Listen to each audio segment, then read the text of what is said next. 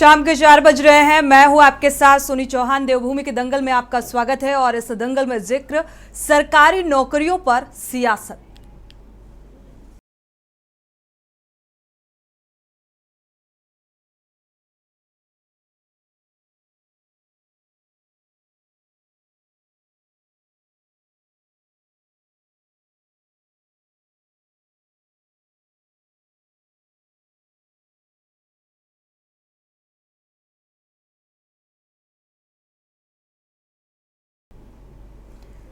लोकसभा चुनाव से पहले उत्तराखंड में बेरोजगारी के मुद्दे पर सियासत जारी है। लगातार विपक्ष बेरोजगारी के मुद्दे पर सत्ता पक्ष को घेर रहा है। कांग्रेस ने बेरोजगारी समेत विभिन्न मुद्दों को लेकर 21 सितंबर को मुख्यमंत्री आवास के घेराव का भी कार्यक्रम रखा है। कांग्रेस का कहना है कि जब से केंद्र और राज्य में बीजेपी की सरकार आई है तब से बेरोजगारी अपने चरम पर है। वहीं सरकार ने कांग्रेस के आरोपों को सिरे से खारिज किया है और राज्य सरकार का दावा है कि उसने पिछले 1.5 साल में सबसे अधिक सरकारी नौकरियां दी है। बीजेपी का दावा है कि धामी सरकार ने पिछले 1.5 साल में रिकॉर्ड 7,000 से अधिक बेरोजगारों को सरकारी नौकरी दी है। इसके अलावा 13,000 पदों पर भर्ती प्रक्रिया पाइपलाइन में है और कांग्रेस ने सरकार के इस दावे को सफेद झूठ करार दिया है। कुल मिलाकर राज्य में लोकसभा चुनाव नजदीक है, लिहाजा पार्टियां सियासी गुड़ाभाग में जुट गई हैं और एक तरफ बीजेपी सरकार की उपलब्धियां गिना रही है तो विपक्ष सरकार के खिलाफ तमाम मुद्दों को लेकर सरकार की घेराबंदी में जुट चुका है। आज इसी मुद्दे को लेकर हम चर्चा करेंगे। पहले आपको रिपोर्ट दिखाते हैं, इसके बाद चर्चा करेंगे।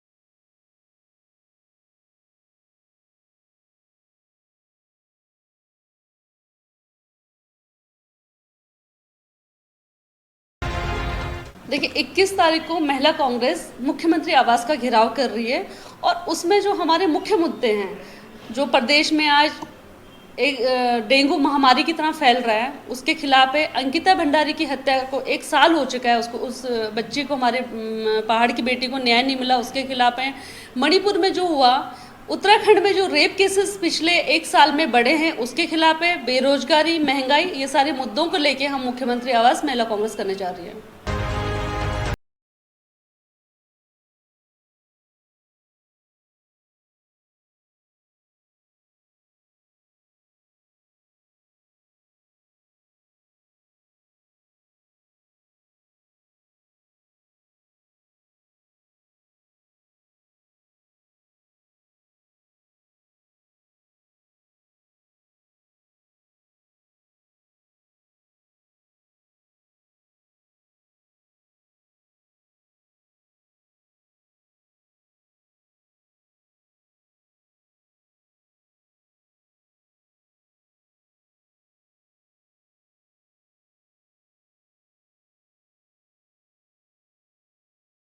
इतिहास में एक रिकॉर्ड है और वही कांग्रेस ने सरकार के इस दावों को सफेद झूठ करार दिया है। सरकार निश्चित रूप से माननीय पुष्कर सिंह धामी जी के नेतृत्व में युवाओं को सरकारी गैर सरकारी स्तर पर किस तरह से रोजगार का सृजन किया जाए उसके लगातार काम कर रही है और हजारों की संख्या में नौजवानों को नौकरी दी जा रही है।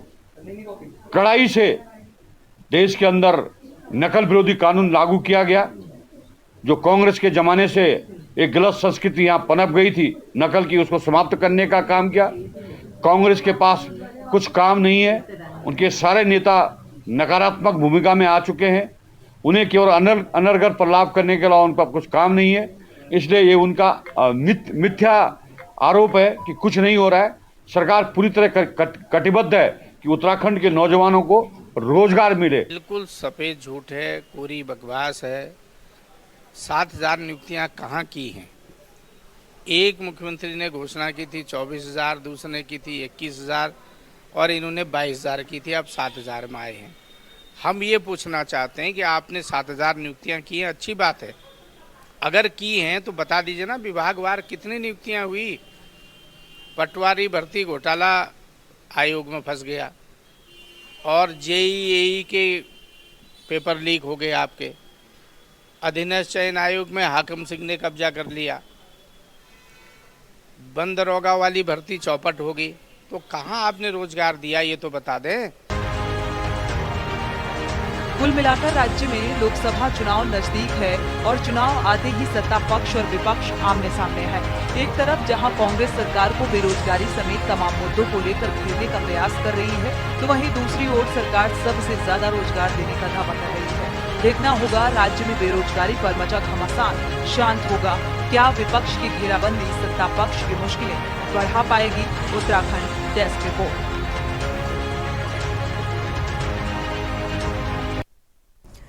तो चुनाव से ठीक पहले बेरोजगारी के मुद्दे को लेकर जो विपक्ष है वो लगातार सत्ता पक्ष को घेरने की कवायद तेज कर दी है और सीएम आवास का घेराव करने का भी तैयारी कर ली गई है। सीएम आवास का घेराव किया जाएगा क्योंकि कांग्रेस यानी कि विपक्ष का ये मानना है कि लगातार बेरोजगारी दर बढ़ती जा रही है और बेरोजगारी के नाम पर घोटाले की तस्वीर सामने आई है। हालांकि सत्ता पक्ष का कहना है कि 7,000 बेरोजगारों को नौकरी दी गई है जो पूर्ववर्ती सरकारों द्वारा नहीं किया गया। हालांकि विपक्ष लगातार कई अहम मसलों को लेकर लगातार सवाल उठा रहा है, चाहे वो बेरोजगारी का मुद्दा हो, चाहे वो अंकिता भंडारी हत्याकांड का मुद्दा हो, चाहे पटवारी भर्ती घोटाले का जिक्र हो, वन दारोगा भर्ती का जिक्र हो। ये तमाम ऐसे मामले हैं जो उत्तराखंड में विपक्ष लगातार पुरजोर तरीके से उठा रहा है, क्योंकि आगामी चुनाव को देखते हुए देखा जाए तो ये मुद्दों का असर भी देखने को मिल सकता है। जिस तरीके से विपक्ष इन मुद्दों को लेकर घेरता हुआ सत्ता पक्ष को नजर आ रहा है। हालांकि इसमें सत्ता पक्ष की सफाई भी निकलकर सामने आ रही है। साफ तौर पर कहना है कि पूर्ववर्ती सरकारों द्वारा इस तरीके का काम नहीं किया गया जो मौजूदा वक्त में हमारी सरकार ने किया। तो आरोप और प्रत्यारोप का दौर शुरू हो चुका है।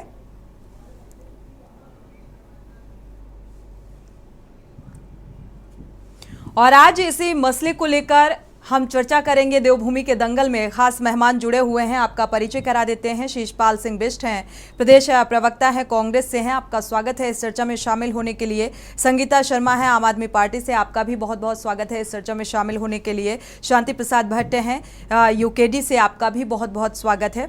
राम कंडवाल हैं, अध्यक्ष हैं बेरोजगार मंच से हैं, आपका भी बहुत बहुत स्वागत है इस चर्चा में शामिल होने के लिए। साथ ही दीपक रॉय वरिष्ठ पत्रकार हमारे साथ जुड़े हुए हैं, आपका भी बहुत बहुत स्वागत है इस चर्चा में शामिल होने के लिए। शुरुआत कर लेते हैं शीशपाल बिष्ट जी से, क्योंकि लगातार आपकी पार्टी की तरफ से, विपक्ष की तरफ से सवाल उठाए जा रहे हैं बेरोजगारी को लेकर। अब आगे की रूपरेखा भी तैयार कर ली गई है, सीएम आवास का घेराव भी किया जाएगा। प्रतिक्रिया आपकी? देखिए सोनी जी, 7 साल से प्रदेश में भारतीय जनता पार्टी की सरकार है, 7वां साल चल रहा है इनकी डबल इंजन की सरकार को। और अगर आपको याद होगा, जब त्रिवेंद्र रावत जी प्रदेश के मुख्यमंत्री थे तो 3 बार समाचार पत्रों में 6-6 माह के अंतराल पे बड़े बड़े विज्ञापन छपे कि प्रत्येक 25,000 पदों पर जो है नियुक्तियां बेरोजगारों को दी जाएंगी। उन 25,000 पदों पर नियुक्ति की बाट जोते जोते जो है बेरोजगारों की आंखें पथरा गई, लेकिन त्रिवेंद्र रावत जी के कार्यकाल में वो नियुक्तियां नहीं हुई। फिर बने इस प्रदेश के मुख्यमंत्री इनकी डबल इंजन में तीरथ सिंह रावत जी, और तीरथ सिंह रावत जी को तो पता ही नहीं लगा कब जो है वो कुर्सी पे बैठे और कब उतरने का समय आया। जब उनकी विदाई हो रही थी तो रात को 12 बजे उन्होंने मुख्यमंत्री आवास में प्रेस कॉन्फ्रेंस बुलाई और मीडिया के सामने बड़े भावुक अंदाज में कहा कि मैं 25,000 पदों पर जो है नियुक्ति करने वाला था, लेकिन जो है कि लगता है ये मेरे भाग्य में नहीं है। वो 25,000 पदों पर तब भी नियुक्ति नहीं हुई। धामी जी ने आने के 1 माह बाद प्रेस कॉन्फ्रेंस करी अपने जब पहले कार्यकाल में मुख्यमंत्री बने, और उन्होंने कहा हम 25,000 पदों पर नियुक्ति करेंगे। लगातार धामी जी ये बात कर रहे हैं, लेकिन वो नियुक्तियां हैं कहाँ, वो हमारी समझ में नहीं आ रही है। बेरोजगार तो लगातार रोजगार की मांग कर रहे हैं, बेरोजगार आरोप लगा रहे हैं कि उनके नौकरियां बेच दी गई हैं। भाई उसमें सीबीआई जांच बिठाइए, जिससे दूध का दूध और पानी का पानी हो। बेरोजगार अपनी जायज मांगों के लिए सड़क पर उतरे, सरकार उनको लाठी डंडों से पीटने का काम कर रही है। अभी भी बेरोजगार ठीक है, लेकिन सवाल ये भी बेहद अहम उठता है शिषपाल सिंह जी। देखा जाए बेरोजगारी दर बढ़ रही है, अगर धामी सरकार का जिक्र करें, डबल इंजन की सरकार है और इस तरीके से कहा जा रहा है आपकी पार्टी की तरफ से कि बेरोजगारी दर बढ़ती जा रही है, लेकिन सवाल ये भी महत्वपूर्ण यहाँ पर ये उठता है कि चुनाव से ठीक पहले विपक्ष को भी ऐसे मुद्दे याद आते हैं। सोनी जी आपका गलत आरोप, हम तो लगातार जो है सरकार को घेरने का काम कर रहे हैं जी। नहीं, सोनी जी आप देखिए, कांग्रेस पार्टी लगातार मुखरता से बेरोजगारों की आवाज को उठा रही है। बेरोजगार स्वयं जो है सड़कों पर उतर के आंदोलन कर रहे हैं। हमारे प्रदेश के बेरोजगार पढ़े लिखे बेरोजगार हैं, जागरूक हैं, वो जानते हैं कि सरकार क्या कर रही है क्या नहीं कर रही है। सरकार बेरोजगारों की आवाज को कहां सुन रही, चलिए आप विपक्ष को नहीं सुनना चाहते, आप जो है जनता की आवाज को नहीं सुन रहे हैं। और जो यहाँ रोजगार मिले भी हैं वो तो 600 रोजगार आपने देखा एम्स में, वो राजस्थान के आपने ला करके लगा दिए। शिक्षा विभाग में आपने कि वहां पर एक पूर्व मंत्री थे, उनके रिश्तेदार पता नहीं बिहार से यूपी से कहां से आकर के वहां नियुक्ति पा गए। तो प्रदेश के बेरोजगारों को तो जो है मायूसी हाथ लगी, उसको तो चलने का काम किया। हमारा बेरोजगार तो बेरोजगार ही है, जो उसका ठीक है। विपक्षी पार्टियों का तो छोड़िए, यहाँ तक कि आम जनता की भी सत्ता पक्ष सुनने को तैयार नहीं है। ठीक है, हमारे साथ राम कंडवाल जी जुड़े हुए हैं, बेरोजगार मंच से हैं, अध्यक्ष हैं, तो जाहिर सी बात है ये बेहतर बता पाएंगे इस दर को और समझा भी पाएंगे मुझे लगता है, क्योंकि राम कंडवाल जी की भी प्रतिक्रिया इस मामले को लेकर बेहद अहम हो जाती है। आपका रुख करेंगे। जैसा कि शिषपाल जी कह रहे हैं कि लगातार विपक्ष बेरोजगारी समेत अन्य मुद्दों को उठाता आया है आम जनता के हित के लिए, लेकिन सत्ता पक्ष का अपनी दलीलें सामने आ रही हैं कि आम जनता के हित में योजनाएं लाई जा रही हैं, बेरोजगारी दर पहले से कम हुई है, पूर्ववर्ती सरकारों ने जो नहीं किया वो काम करने का सत्ता पक्ष ने काम किया है, यानी कि 7,000 बेरोजगारों को नौकरी दी है। क्या कहेंगे आप? राम कंडवाल जी अनम्यूट करिएगा।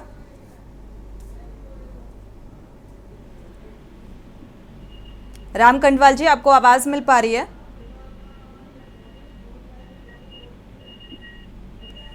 चलिए, मुझे लग रहा है राम कंडवाल जी को आवाज नहीं मिल पा रही है। अनम्यूट करिएगा राम कंडवाल जी, अगर आपको आवाज मिल पा रही है। आपसे मेरा सवाल है, चलिए शायद संपर्क नहीं हो पा रहा है। राम कंडवाल जी आपको आवाज मिल पा रही है? चलिए, तब तक ये तकनीकी खामी को ठीक करने की कोशिश कीजिए। दूसरे मेहमान का रुख कर लेते हैं। संगीता शर्मा हमारे साथ आम आदमी पार्टी से जुड़ी हुई हैं। संगीता शर्मा जी, दावे अपने अपने, पक्ष के अपने और विपक्ष के अपने। विपक्ष अपनी भूमिका जिस तरीके से निभा रहा है इन तमाम अहम मुद्दों को लेकर, बेरोजगारी, पलायन, महंगाई, तमाम ये अहम मुद्दे हैं जो लगातार विपक्ष उठाने का काम कर रहा है, लेकिन सत्ता पक्ष की जो सफाई निकलकर सामने आई है, कितना सहमत है? देखिए सोनी जी, ये जब चुनाव में आए थे उस दौरान सबसे बड़ा नारा इन्होंने महंगाई को लेकर ही दिया था कि बहुत हुई महंगाई की मार। और आज देश में महंगाई की क्या स्थिति है ये हर कोई जानता है। और महंगाई, अनाज, दालों, सब्जियों, किस तरह से दाम बढ़े हुए हैं, जनता इससे जूझ रही है। सिलेंडर का दाम, और देखिए जो इन्होंने दावे किए थे उससे विमुख ही जाकर काम किए हैं। आज इनका महंगाई पर कोई रोक नहीं है, लगातार महंगाई बढ़ रही है और ये महंगाई पर बात करने को तैयार है। रही बात रोजगार की, तो देखिए प्रतिवर्ष 2 करोड़ रोजगार देंगे ये वादा हुआ था, लेकिन वो रोजगार कहाँ गए आज नजर नहीं है। उत्तराखंड की बात करूं तो लगातार हमने देखा इनकी सरकार में घोटाले घोटाले घोटाले, कोई भी परीक्षा होती थी तो घोटाला सामने आ जाता था, भ्रष्टाचार सामने आ जाता था, और युवा लगातार सड़क पर नजर आए, उन्होंने लाठी डंडे भी खाए। तो सोनी जी देखिए, ये आप कह रहे हैं कि हमने इतने लोगों को रोजगार दिया, आप देखिए कि 6 साल में जिनकी उम्र निकल गई इन घोटालों के चलते, भ्रष्टाचार के चलते, तो उनकी तो जिंदगी जो थी कि हम नौकरी करेंगे वो तो सपना ही उनका हमेशा के लिए समाप्त हो गया। जो इस बीच जिनको नौकरी पानी थी और उनकी आयु सीमा निकल गई। और देखिए सोनी जी, अगर ये इतनी नौकरियां इन्होंने दी हैं तो ये एक श्वेत पत्र जारी क्यों नहीं करते थे?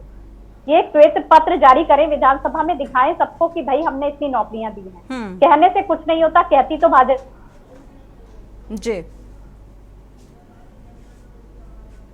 संगीता जी अनम्यूट करिएगा, आपकी आवाज रुक गई है।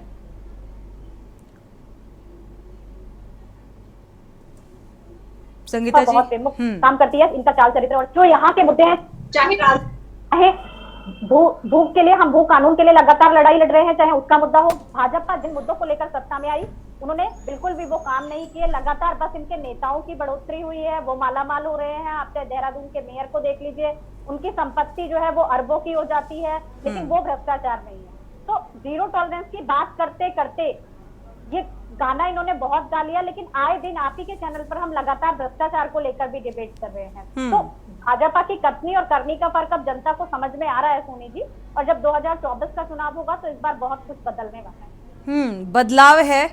फिलहाल भविष्य में क्या होने वाला है उसका थोड़ा सा इंतजार करना होगा। हमारे साथ शांति प्रसाद भट्ट जी भी जुड़े हुए हैं और अपनी बातों को थोड़ा सा तथ्यात्मक तौर पर रखते भी हैं आंकड़ों के साथ। शांति प्रसाद जी आपका रुख करेंगे, बीजेपी की कथनी और करनी में कितना डिफरेंस आप देख पा रहे हैं, कितना फर्क नजर आ रहा है आपको?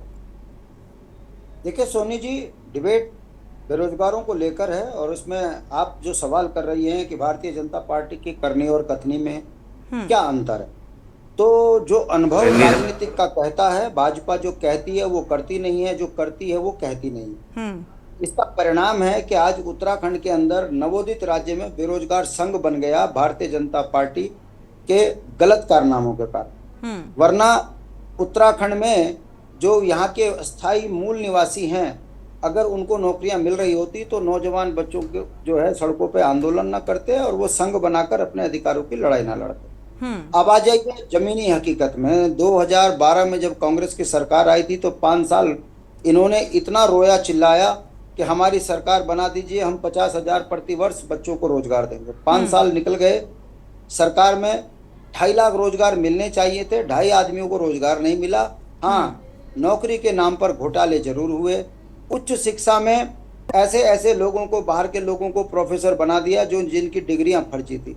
आरटीआई से खुलासे हुए और फिर चाहे कोऑपरेटिव भर्ती हो, दरोगा भर्ती हो, विभाग सिंचाई विभाग भर्ती हो, शिक्षा विभाग भर्ती हो, जहां जहां देखो अंधा बांटे रेवड़ी अपने अपने को दे। इस नीति पे भाजपा ने काम किया और परिणाम आपके सामने, एक हाकम पैदा हो गया। उत्तराखंड में मुख्यमंत्री जो बात कहते नहीं थे वो हाकम कहता था और गारंटी नौकरियां देता था। आज दुनिया जानती है हाकम जेल में है, उसका हाकिम कौन है अगर देखेंगे तो मुख्यमंत्री कार्यालय उसमें सीधा दिखता है, मगर भाजपा ने आज तक बड़े मगरमच्छ पे कार्रवाई नहीं करी। ये 5 साल में आपने त्रिवेंद्र के रावत का, तीरथ का जो कार्यकाल देखा उसमें ये महसूस गया। अब आप आ जाइए नवोदित जो ये अभी मुख्यमंत्री बने हैं, ये जाते हुए भी कह गए थे मैं 50,000 नौजवान बच्चों को रोजगार दूंगा। इनकी सरकार गई, बोला नेक्स्ट टाइम में मैं आपको नौकरियां दूंगा। अब आप देख लीजिए सोनी जी, एक 50,000 कहता है, एक 25,000 कहता है, एक 2.5 लाख कहता है, जमीन में नौकरी एक को नहीं मिली। जो प्रतिभावान बच्चे प्रतियोगिता पास कर नौकरी पे लगे, उनको भारतीय जनता पार्टी की गलत नीतियों के कारण हाई कोर्ट से रोक का सामना करना पड़ा। परिणाम आपके सामने है कि बहुत से लड़के बेरोजगार हो गए। ये बेशरम सरकार कहती है हमने 7,000 आदमियों को नौकरी दी। हम यही तो पूछते हैं कि किसको दी। जब हम इनसे पूछते हैं तो कहते हैं पकोड़े बनाने वालों को नौकरी हमने तो दी। गैस जो है नाले से गैस बना से चाय उनका बनाने कहना है कि सरकारी नौकरियां जितना हमारे कार्यकाल में दी गई, पूर्ववर्ती सरकारों में ऐसा काम नहीं किया गया। और कहना और उसको ग्राउंड पे दिखाना। यदि वाकई भारतीय जनता पार्टी ईमानदार होती, श्वेत पत्र जारी करती, पीडब्ल्यूडी में इतने हमने क्लर्क भर्ती कर दे, इतने जेई, इतने एई हमने भर्ती किए, सिंचाई विभाग में इतने क्लर्क एई जेई हमने भर्ती किए, शिक्षा विभाग में इतने, ये क्यों नहीं बताते? मुंह का क्या है, कहने में क्या जा रहा? कहने में तो इन्होंने बिल्कुल। बीजेपी प्रवक्ता अगर हमारे साथ जुड़ते हैं तो जरूर इस सवाल का जवाब लेंगे। हमारे साथ लगातार बेरोजगार मंच के अध्यक्ष भी जुड़े हुए हैं, राम कंडवाल जी। आपको आवाज मिल पा रही है राम कंडवाल जी? राम कंडवाल जी, आपसे मेरा सवाल है कि मध्य प्रदेश क्या है जमीनी हकीकत? आते हैं, आप अपने वक्त पे बोलिएगा। क्या जमीनी हकीकत आप देख पा रहे हैं? जिस तरीके से विपक्ष कई आरोप लगा रहा है आम जनमानस से जुड़े हुए मुद्दों को लेकर, महंगाई, बेरोजगारी, ये तमाम ऐसे मुद्दे हैं जो लगातार विपक्ष उठा रहा है और आरोप लगा रहा है, और इसमें सफाई सत्ता पक्ष के सामने आ रही है। क्या देख पा रहे हैं आप? देखिए, उत्तराखंड बेरोजगार संघ लगातार जो है पिछले 3 सालों से इस प्रदेश में बेरोजगारों की लड़ाई लड़ता रहा है, और जो धरातल पर है, जो चीजें हैं वो बिल्कुल उससे उलट है। अगर मुख्यमंत्री पुष्कर सिंह धामी ऐलान करते हैं कि हम प्रदेश में जितनी भी भर्तियां उन पर वेटिंग लिस्ट जो आती है उसको हम जारी करेंगे, लेकिन असल में उसके इतर कुछ नहीं है।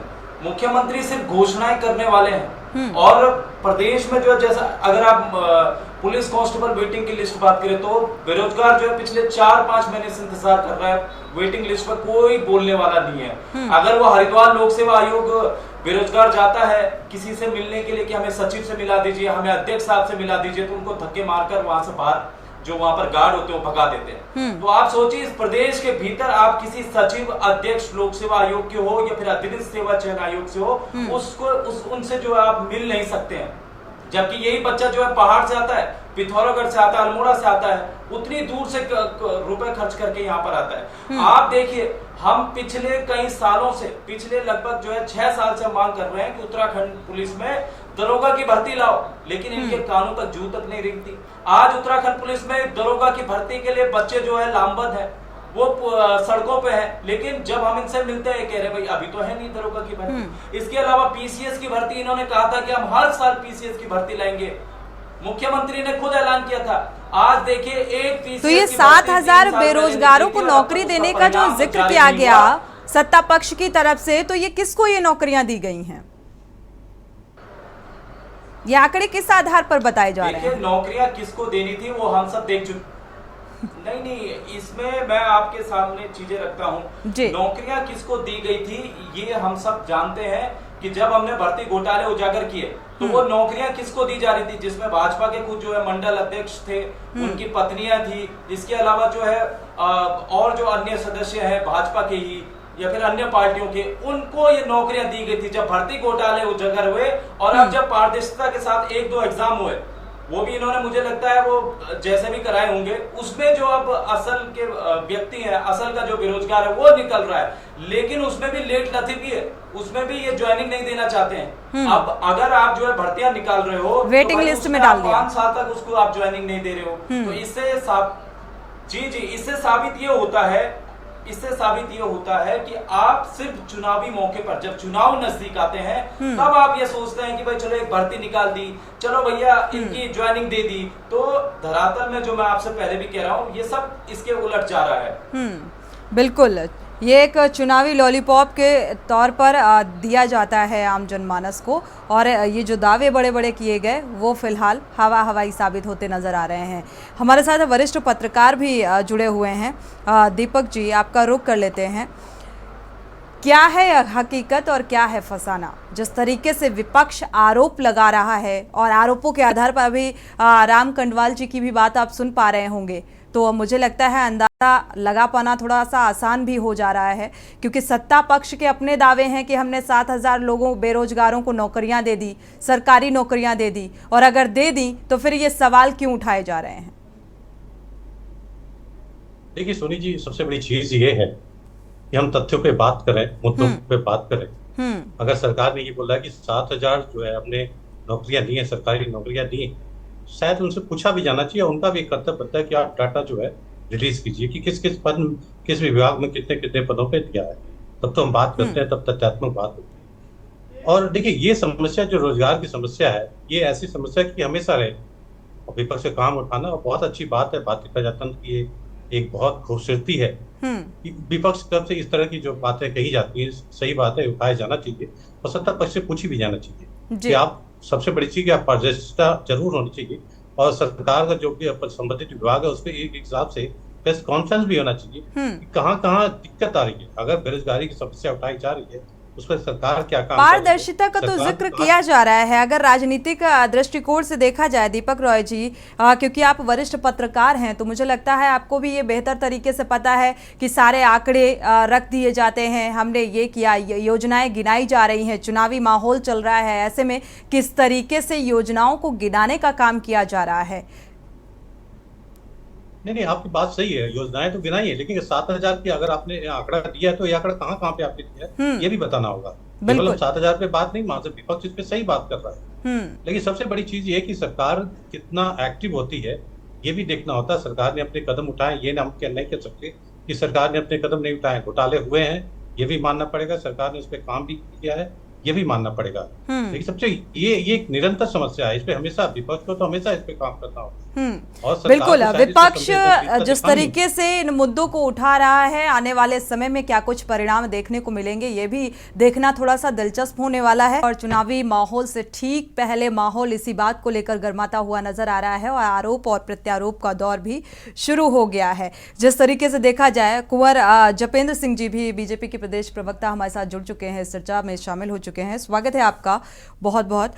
जपेंद्र जी, कई अहम सवाल आपका बेसब्री से इंतजार कर रहे हैं। जिस तरीके से बेरोजगारी का ये मुद्दा सामने आया है, लेकिन उससे पहले हमारे साथ कांग्रेस के प्रवक्ता हैं, उनका रुख कर लेते हैं। शीशपाल जी, राष्ट्रीय बेरोजगारी के रूप में आपने प्रधानमंत्री नरेंद्र मोदी के जन्मदिन को मनाया, इसके बाद अब सीएम आवास का घेराव करने की पूरी तैयारी है और आगे आने वाले समय में चुनावी माहौल से ठीक पहले जो माहौल बनाने की एक कोशिश की जा रही है विपक्ष की तरफ से, या सत्ता पक्ष की अपनी प्रतिक्रिया सामने आ रही है, क्या लगता है ये कारगर साबित होगी?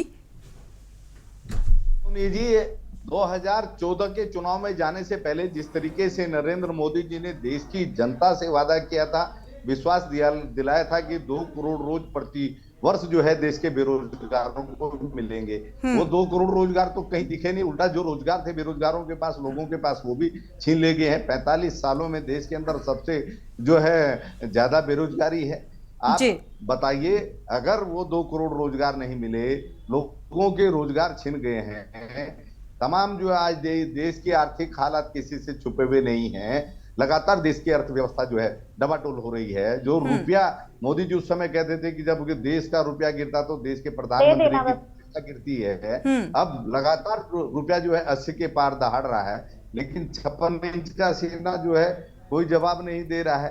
तमाम बड़े मुद्दों पर देश की जनता के सवाल है। और आप उत्तराखंड की ही बात कर लीजिए, हम उत्तराखंड में आपको मैं पहले ही कह चुका हूं कि सरकार के जो दावे थे वो धरातल पर उतरे ही नहीं। हमारे बेरोजगार जो है लगातार संघर्ष कर रहे हैं, बेरोजगार जो है लाठी डंडे खा रहे हैं, ये सरकार की उपलब्धियां हैं। सरकार जो है विभागवार जो है बता नहीं पा रही है, श्वेत पत्र जारी नहीं कर पा रही है, तो आप समझ सकते हैं। और जो 6 सालों में ओवरेज हो गए, जैसा संकेत जी ने कहा, उनका क्या, उन लोगों का तो भविष्य ही चौपट हो गया। तो सरकार जो है, उनके लिए कोई योजना सरकार के पास नहीं है कि भाई हमारी गलती से जो लोग ओवरेज हुए हैं तो उनका क्या होगा, उनके भविष्य का क्या होगा, उनके परिवार का क्या होगा। आते हैं तो सरकार तो प्रदेश के नौजवानों को अंधेरे में रख रही है। जो आज प्रदेश के हालात हैं, देश के हालात हैं, तो कांग्रेस अगर बेरोजगारी दिवस न मनाए तो आप बताइए क्या मनाए? कांग्रेस तो जनता की आवाज उठाएगी ना। हम भी हमारे से अपने बेरोजगार हमारे साथ कुंवर जपेंद्र सिंह जी जुड़ चुके हैं, इन सवालों का जवाब ले लेते हैं। जपेंद्र जी, बहुत सारे सवाल आपका इंतजार कर रहे थे, अभी तक बेसब्री से इंतजार कर रहे थे, और इन सवालों का थोड़ा सा आप गंभीरता के साथ जवाब दीजिएगा। बेरोजगारी को लेकर विपक्ष ये सवाल उठा रहा है, जो वादा किया गया बेरोजगारी दर को कम करने का, क्या वो आंकड़ों के साथ आप उन बातों का जिक्र कर सकते हैं कि बेरोजगारी किस हद तक कम करने का काम किया बीजेपी ने? जैसा कि कहा जा रहा है 7,000 बेरोजगारों को नौकरी दी गई, किस सेक्टर में दी गई?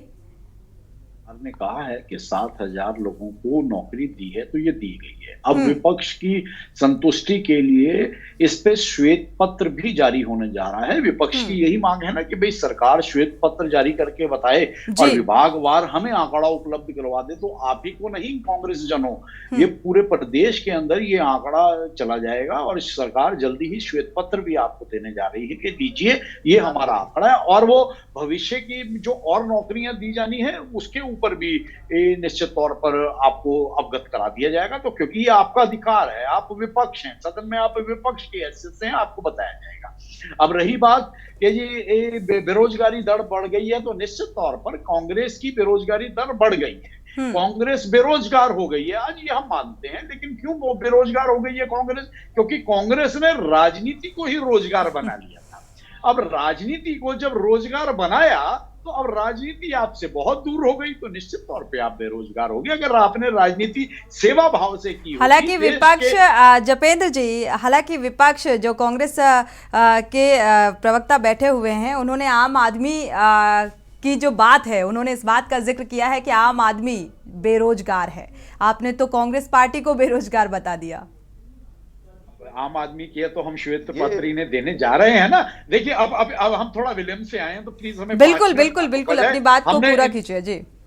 हम विलंब से आए, लेकिन हम डिबेट सुन रहे थे कि कौन क्या कह रहा है, तो हमें मालूम है कि हमें क्या जवाब देना है। उसके इत्र भी जो कुछ पूछा जाएगा तो निश्चित तौर पर हम तैयार बैठे हैं बताने के। तो ये बेरोजगारी का जो आंकड़ा कांग्रेस का है, तो निश्चित तौर पर भैया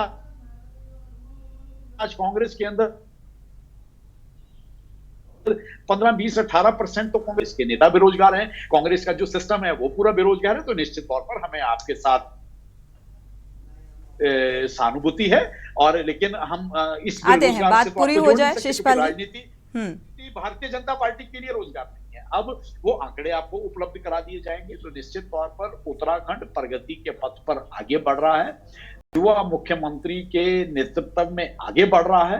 और जिस तरह से प्रदेश के अंदर जो परिवर्तन आए हैं, या जिन परिवर्तनों के माध्यम से प्रदेश को 25वीं वर्षगांठ पे अग्रणीय राज्य के रूप में स्थापित करना है, तो पूरी ईमानदारी से उस पर काम हो रहा है। अब आपको वो ईमानदारी नहीं नजर आ रही तो ये आपका विषय है, लेकिन भारतीय जनता पार्टी के मुख्यमंत्री, भारतीय जनता पार्टी की सरकार पूरी निष्ठा और ईमानदारी से प्रदेश की प्रगति के लिए आगे काम कर रही है। और बहुत जल्द ही आप लोगों के सामने श्वेत पत्र आ जाएगा, और उस श्वेत पत्र के साथ साथ के भविष्य में अगले 2 वर्षों में और कितनी नौकरियां ओपन की जा रही हैं वो भी आपको बता दिया जाएगा। और ये हम लोग ख्याल रखेंगे कि अगली बार इधर नौकरियां लगी बच्चों, इधर साथ साथ श्वेत पत्र जारी हो जाए, ताकि आप लोगों को इन मुद्दों के ऊपर अपना और हमारा और प्रदेश का समय नष्ट करने का मौका ना मिले।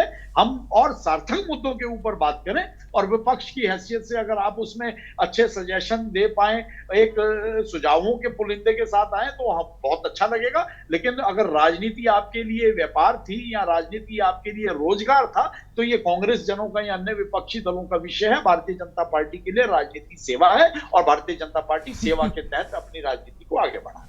चलिए, लेकिन घोटाले के भी आरोप लगाए जा रहे हैं जपेंद्र जी। पटवारी भर्ती घोटाले का भी जिक्र हो गया, वन दारोगा भर्ती का भी जिक्र हो गया, जेई और एई भर्ती का भी जिक्र यहाँ पर हुआ। घोटाले का भी जिक्र बार बार विपक्ष की तरफ से किया जा रहा है, इसको लेकर आप क्या कहेंगे?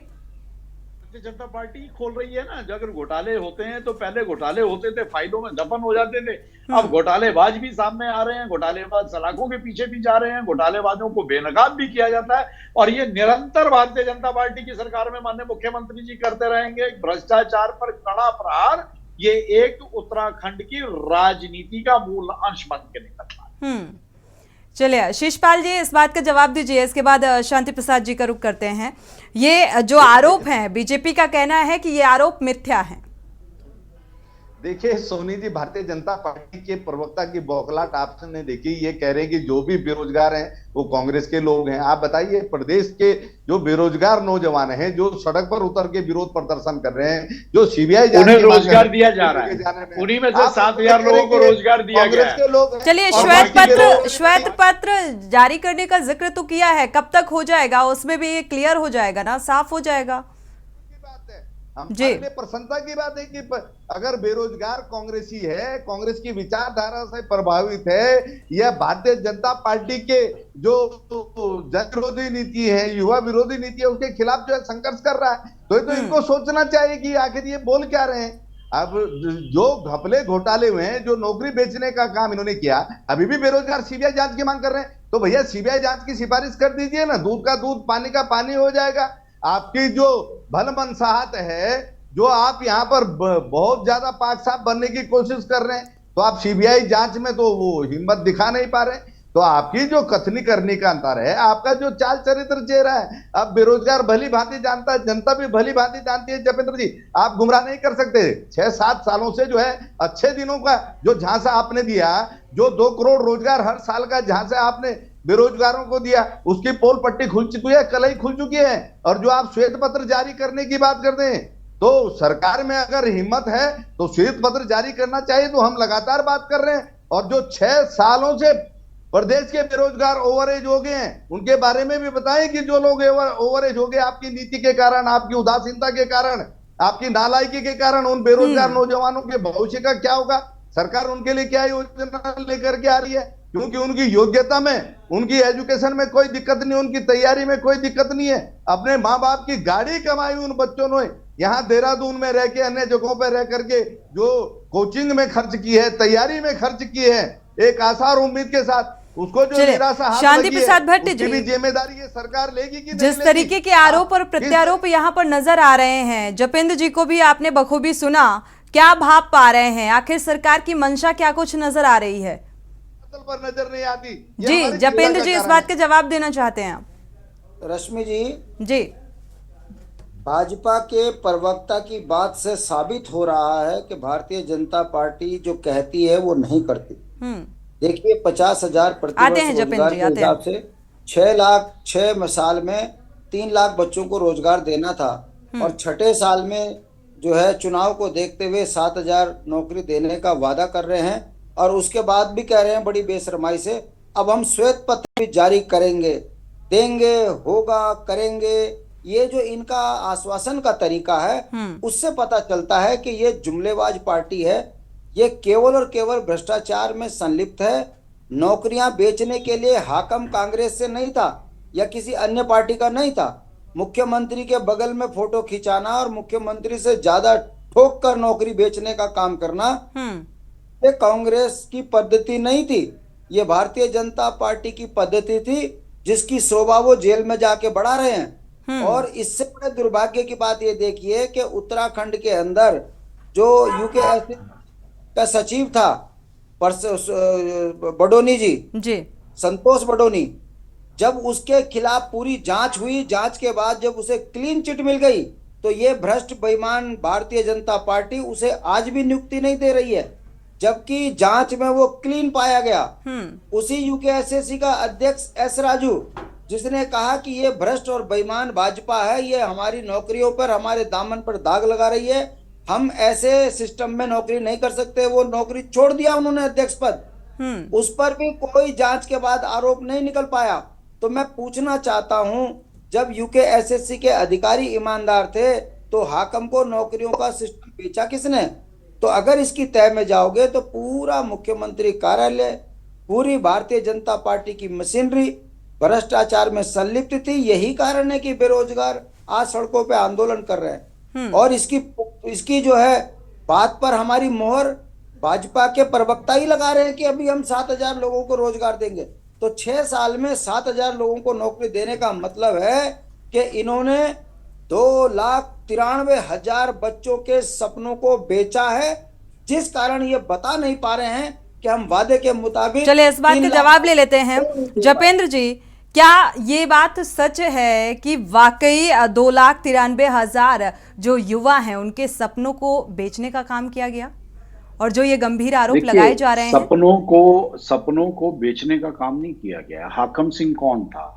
हाकम सिंह कहीं कोई विदेश से आया था? यहाँ हाकम सिंह अरे शांति जी शांति 2 मिनट, हमारा बोलने का टाइम है, और जो हम बोल रहे हैं जी जवाब दीजिए। सुने, हम बच्चा अरे भाई अरे भाई मंडल अध्यक्ष कौन था जो यूके एसएससी? अरे भाई, आप हमारा मैंने बोलने का हमें जवाब। ठीक है, जवाब देने दीजिए शिषपाल जी। हमारा कहने का मतलब ये है कि हाकम सिंह कोई बाहर प्रदेश से या विदेश से नहीं आया था, उत्तराखंड का बच्चा था। हाकम सिंह भी उत्तराखंड में पैदा हुआ। लेकिन भारतीय जनता पार्टी की परंपरा है कि भ्रष्टाचार और भ्रष्टाचारी को नहीं छोड़ना है।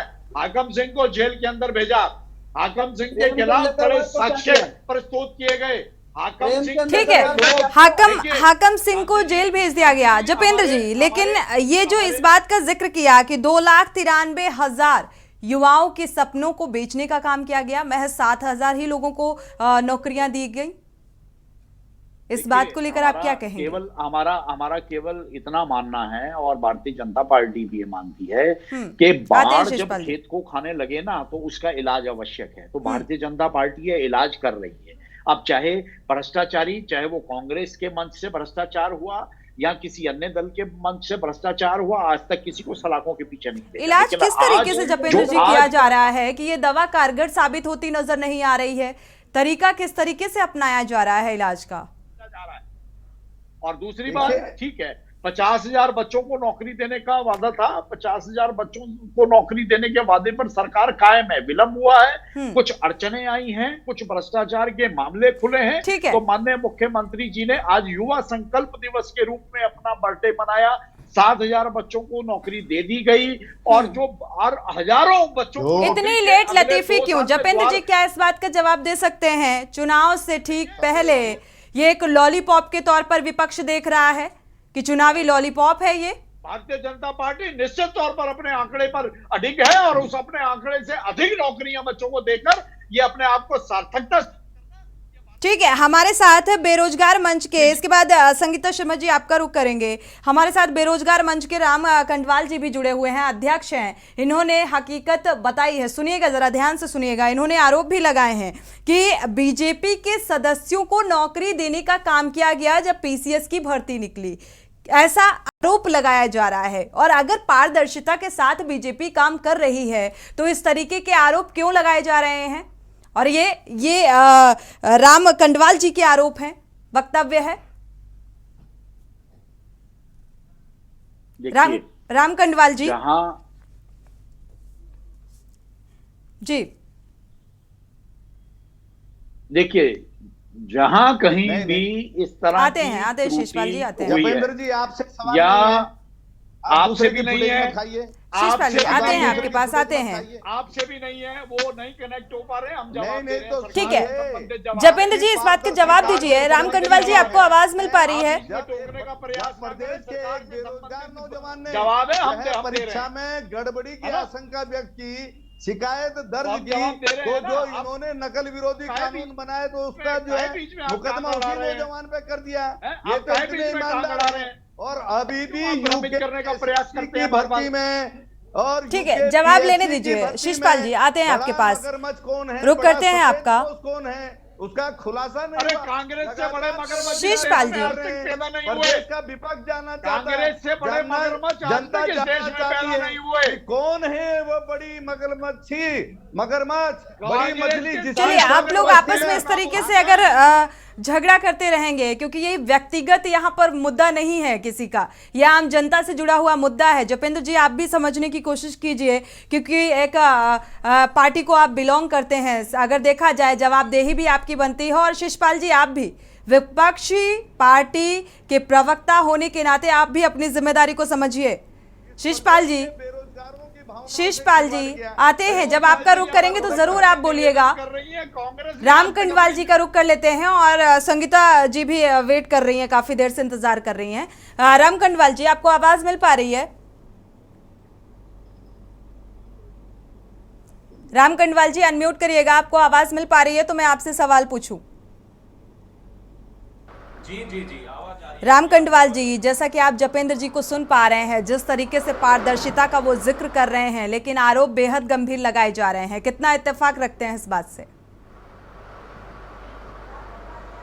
देखिए, ये जो 7,000 वाली बात आ रही है कि इसमें 7,000 हमने नौकरियां दी, सबसे पहले तो मैं इनसे ये पूछना चाहता हूँ कि 7,000 ये नौकरियां ये प्राइवेट सेक्टर में। अनम्यूट करिएगा। मैं अभी गिना दूंगा कि 2017 से अभी तक टोटल कितनी वैकेंसियां आई हैं, कितने उसमें पद थे, क्या थे, वो सब हम गिना सकते हैं जी। लेकिन ये आपको जानकर हैरानी हो जाएगी कि अगर मैं बताऊंगा कि ये जो भर्तियां ये दे रहे हैं, ये त्रिवेंद्र सिंह रावत जब इनके पूर्व मुख्यमंत्री थे तब की भर्तियां ये सारी, जो ये 7,000 गिना रहे हैं अभी तक, ये सबसे हैं। और आज तक झावी जी भी यही भर्तियों को घोटाले भी हो गए, अब घोटाले से सारी भर्तियां रद्द भी हो गई, अब फिर से ये वही भर्तियां गिना रहे हैं कि 5 साल में हमने 7,000 भर्तियां दी है। तो आप समझ सकते हैं नई भर्तियों का नाम आज है नहीं। बेरोजगार जो पहले 5 साल वाला था, आज उसकी उम्र जा चुकी है। अब हमने तो आज उसकी उम्र जा चुकी है। अब हमने तो मुख्यमंत्री पुष्कर सिंह धामी से एक नहीं 10 बार हम मिल चुके होंगे, इनके नेताओं से हम मिल चुके होंगे कि उत्तराखंड पुलिस में जो भर्ती आ रही है कांस्टेबल स्तर की, हमारे प्रदेश में इतने युवा है जो पुलिस में कांस्टेबल बनना चाहते हैं। 8 साल बाद वो भर्ती आई। त्रिवेंद्र रावत जी के जमाने से हम संघर्ष कर रहे थे, धामी जी के जमाने में वो भर्ती हम लाए 8 साल बाद, और जब आई तब उसमें उम्र बढ़ाई नहीं गई। और जिन युवा बेचारे वो युवा खून के आंसू रो रहे थे कि हम बड़ी मुश्किल से हम तैयारियां करते थे, और उन पर इन्होंने जो है कभी उसमें उम्र सीमा नहीं बढ़ाई। आज जब नई भर्ती की बात कर रहे हैं कि हम फिर से नई भर्ती लाएंगे, तब भी हम आज भी इनके पीछे हैं कि काश आज आप भी इनकी उम्र सीमा बढ़ा दीजिए। उत्तराखंड पुलिस में आप कहीं भी जाइए, इनका सबसे बड़ा चीज क्या है जो हम देख पा रहे हैं, पहले डाकिया घर जाता था बच्चों के, चाहे उत्तराखंड में हो चाहे देश में हो। आज डाकिया नहीं, आज ये बड़े बड़े लाखों रुपए खर्च करके प्रोग्राम करते हैं और ज्वाइनिंग लेटर देते हैं। तो आप समझ सकते हैं कि इनकी सोच क्या है। ठीक है जपेन जी, इस बात का जवाब दीजिए। निश्चित तौर पर हम अपने बेरोजगार संघ के युवा भाई की पीड़ा को समझ सकते हैं। उनकी पीड़ा जायज है, और निश्चित तौर पर अगर आप सरकार से उम्मीद रख रहे हैं और सरकार से उम्मीद रखना जायज भी है, तो आपकी जानकारी के लिए बता दें हम कि सरकार बहुत जल्द ही आयु सीमा को बढ़ाने पर विचार चल रहा है कि इसे कैसे किया जाए। सरकार नई भर्तियों का जो जिक्र किया जा रहा है जपेंद्र जी, जैसा कि ये राम कंडाल जी कह रहे हैं कि ये त्रिवेंद्र रावत कार्यकाल की भर्तियां हैं जिन्हें देने का काम जिक्र किया जा रहा है सत्ता पक्ष की तरफ से, नई भर्तियां नहीं की गई, इसको लेकर आप क्या जवाब दे रहे हैं? देखिए हम बिल्कुल टू द पॉइंट जवाब दे रहे हैं। ठीक है, आपकी युवा मुख्यमंत्री से उम्मीदें हैं, आपको लगता है कि शायद उस पर काम नहीं हो रहा है, तो आप ऐसा मत समझिए। युवा मुख्यमंत्री बहुत संजीदगी के साथ निश्चित तौर पर आयु सीमा पर भी विचार चल रहा है कि बढ़ाकर जो लोग थोड़ा ओवर एज हो गए हैं उन्हें रोजगार से भविष्य में कैसे जोड़ दिया जाए। तो ऐसा नहीं है, आपकी पीड़ा का हम सम्मान करते हैं, आपकी पीड़ा के भावों को भी सरकार समझ सकती है। प्रवक्ता की हैसियत से हम भी उसे समझ रहे हैं, सरकार भी समझती है, माननीय मुख्यमंत्री जी भी समझते हैं। लेकिन आप ऐसा बिल्कुल भी ये मत रखिए दिमाग में या दिल में कि बिल्कुल आपकी इन चीजों पे तवज्जो नहीं जा रही। तो आयु सीमा बढ़ाने पे भी बिल्कुल विचार चल रहा है, और अधिक से अधिक कैसे उसे जोड़ा जाए, अपने टारगेट जो सरकार ने वादा किया है उस टारगेट से आगे जाके कैसे ये अचीव किया जाए, ये सब चीजें माननीय मुख्यमंत्री जी के संज्ञान में है, और उस पे सारा होमवर्क लगभग कंप्लीट हो चुका है। आने वाले समय में आप देखेंगे, और हमें उम्मीद है कि बहुत जल्द ही आप इसी चैनल पर बैठकर आप बिल्कुल सामने ही आज आपने अपनी पीड़ा व्यक्त की है, तो कल आप अपनी खुशी भी व्यक्त। ये आश्वासन है कि आने वाले समय पे स्थितियों में सुधार लाया जाएगा, एक्सेप्ट करते हैं इस बात को जपेंद्र जी। संगीता शर्मा जी, जो बातें आप सत्ता पक्ष और विपक्ष की सुन पा रही हैं बेरोजगारी के मुद्दे को लेकर, आने वाले समय में क्या कुछ देख पा रहे हैं? क्योंकि अब आगे चुनाव भी है, और चुनाव से ठीक पहले जो एक ये लॉलीपॉप थमाया गया है, किस नजरिए से देखती हैं इसे? तो प्रत्येक वर्ष आते हैं, इन चीजों का चुनाव से मतलब नहीं है, लेकिन युवाओं चुनावी माहौल से पहले जपेंद्र जी मतलब होता है राजनीतिक पार्टियां, चाहे सत्ता पक्ष हो या विपक्ष है, हम किसी एक पर्टिकुलर पार्टी के लिए नहीं बोल रहे हैं, लेकिन ऐसा होता है कि चुनाव से पहले एक माहौल बनाने की कोशिश की जाती है। जी संगीता शर्मा जी जल्दी से। नहीं ठीक है, वो एक लोकतांत्रिक, ठीक है जपेन जी संगीता शर्मा जी से मेरा सवाल। 7,000 नौकरियों की बात की जा रही है, तो मैं तो यही कहूंगी कि उसके मुंह में जीरे के समान है कि 3.5 लाख बच्चों को नौकरी मिलनी थी और 7,000 नौकरी देकर के सरकार वाहवाही लूटने की कोशिश कर रही है। बल्कि सरकार को शर्मिंदा होना चाहिए कि एक जहां 3.5 लाख बच्चों को नौकरी मिलनी थी वहां मिली कितनों को है, केवल 7,000 को। तो ये इनकी नाकामी को दिखाता है, ये वाहवाही लूटना नहीं है। और देखिए ये बार बार कहते हैं कि हम कर देंगे, तो देखिए आप तो हर दिन करके दिन जाया कर रहे हैं। किसी व्यक्ति की अगर 5 दिन भी उम्र बची है तो वो भी निकलती ही जा रही है। मैं तो सोनी जी ये कहूंगी, तो आप तो तारीख पे तारीख, लेकिन वो कब तारीख पूरी होगी? 6 साल से आपकी सत्ता में है, आपकी डबल इंजन की सरकार है, तो वो डबल इंजन भी दिखना चाहिए कि उस स्पीड से काम हो रहा है। लगता तो ऐसा है कि डबल इंजन में और सुस्ती आ गई है और ये डब्बों को खींच ही नहीं पा रहा है। ये उत्तराखंड के हालात हो चुके हैं। तो जपेन जी, डबल इंजन की रफ्तार धीमी क्यों? मुद्दे पर बात कीजिए, लेकिन ये यही कहते नजर आएंगे कि हम कर देंगे। अंकिता भंडारी पर भी 1 साल पूरा हो गया। ये सोनी जी, हमने डिबेट की, हम उसके घर वालों को नौकरी दे देंगे, आर्थिक स्थिति में सुधार कर देंगे। तो ये सवाल हम इनके कब तक यही सुनते रहे सोनी जी की कर देंगे? कब ये होगा कि भाई काम जो है वो हो गया? तो डबल इंजन की सरकार का क्या मतलब है? केवल आप डबल इंजन की स्पीड से भ्रष्टाचार करेंगे और अपनी जेबें भरेंगे और राज्य को लूटने का काम करेंगे। तो आप डबल इंजन। चलिए, आरोप बेहद गंभीर हैं आम आदमी पार्टी की तरफ से भी। हमारे साथ दीपक राय वरिष्ठ पत्रकार जुड़े हुए हैं। फाइनल कमेंट ले लेते हैं क्योंकि समय इजाजत नहीं देता कि हम चर्चा को आगे बढ़ाएं। दीपक राय जी, राजनीतिक नजरिया आपका क्या कहता है जिस तरीके के ये आरोप और प्रत्यारोप सामने आ रहे हैं? देखिए सोनी जी, सबसे बड़ी चीज है कि बेरोजगारी का मुद्दा जो है डायरेक्ट जनता से जुड़ा हुआ है, बहुत ही संवेदनशील मुद्दा है। अभी तक जितनी बहस हुई है, आप देखिए विपक्ष पर सबसे बड़ी कांग्रेस पार्टी है। आप जब भी मुद्दों की बात करते हैं, तो जब भी सरकार की आलोचना करते हैं, तो शायद अगर आपको छोटा दिखाना है तो आपको बड़ा भी बनना पड़ेगा। बेरोजगारी का मुद्दा आप भी कहते हैं कि हमने जो सत्ता में थे, हमने बेरोजगारी इतना रोजगार दिया, इतने बेरोजगारों की संख्या कम की, इतने रोजगार के अवसर बढ़ाए, और शायद उसका कंपेयर अगर बीजेपी की अभी की सरकार से करते तो शायद और बहस जो है और एक तरह से सकारात्मक होती। दूसरी तरफ अब बीजेपी प्रवक्ता ने बोला कांग्रेस प्रवक्ता को कि हमने कांग्रेस के लोग बेरोजगार हो। सबसे बड़ी चीज है प्रजातंत्र में विपक्ष का भी सम्मान होना चाहिए। अगर विपक्ष बोल रहा है, शायद जनता की आवाज होता है, शायद जनता की बेरोजगारी की बात हो रही है, आप सकारात्मक बात करते। ठीक है, आपने 7,000 आंकड़े दिए, आपने बोला सही बात है, श्वेत पत्र हम जारी करेंगे, इसका स्वागत होना चाहिए और बहुत सकारात्मक कदम है। लेकिन बिल्कुल, विपक्ष का जो काम है वो विपक्ष मुझे लगता है दीपक जी बखूबी कर रहा है। विपक्ष का काम है मजबूती के साथ आम जनता से जुड़े हुए मुद्दों को उठाना। शीशपाल जी, समय इजाजत नहीं देता, अगर 2 शब्दों में अपनी बात को पूरा कर सकते हैं तो कर सकते हैं। हाँ सोनी जी, देखिए हरीश रावत जी की सरकार में प्रदेश के 32,000 नौजवानों को रोजगार मिला और 28,000 का अध्याचन जो है नियुक्ति के लिए भेजा गया था, जिस पर ये सरकार आगे नहीं बढ़ पाई। तो हम क्या करें? दूसरा, अभी जपेंद्र जी ने ठीक है, शुक्रिया आप सभी मेहमानों का इस चर्चा में शामिल होने के लिए। चर्चा को आगे नहीं बढ़ा सकते, बहुत बहुत शुक्रिया आप सभी मेहमानों का इस चर्चा में शामिल होने के लिए।